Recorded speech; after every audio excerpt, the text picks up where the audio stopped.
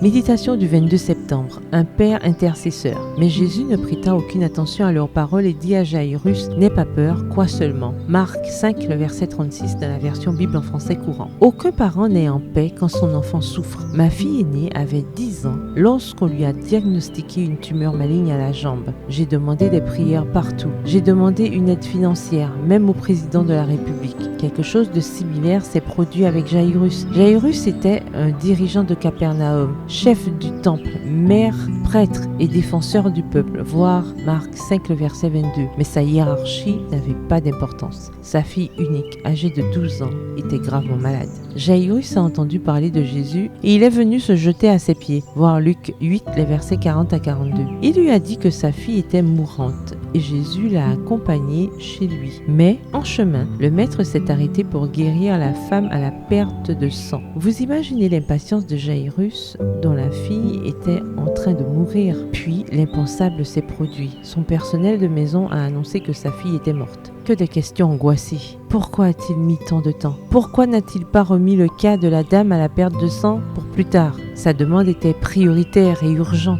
Mais les pensées anxieuses de Jairus ont été interrompues par la douce voix de Jésus. N'aie pas peur, crois seulement. Vous demandez à Jésus depuis longtemps quelque chose d'urgent et il ne vous répond pas? N'ayez pas peur, croyez seulement. Vous voyez les autres recevoir la guérison alors que vous semblez être ignoré? N'ayez pas peur, croyez seulement. On vous dit qu'il est trop tard? N'ayez pas peur, croyez seulement. Celui qui a ressuscité la fille de Jairus ressuscitera tout ce qui est perdu, que ce soit physique ou émotionnel. Jairus ne voulait pas seulement que Jésus guérisse sa fille, il voulait aussi qu'il vienne chez lui, voir Luc 8, le verset 41, et qu'il entre dans la chambre de sa fille. Prenez l'habitude d'inviter Jésus dans votre maison, dans la chambre de vos enfants. Lève-toi, crie au début des veilles de la nuit. Répands ton cœur comme de l'eau devant le Seigneur. Lève tes mains vers lui pour la vie de tes enfants. Lamentation 2, le verset 19, dans la version Nouvelle Bible Second. Le messager a dit, ta fille est morte. Jésus a dit, n'aie pas peur, crois seulement.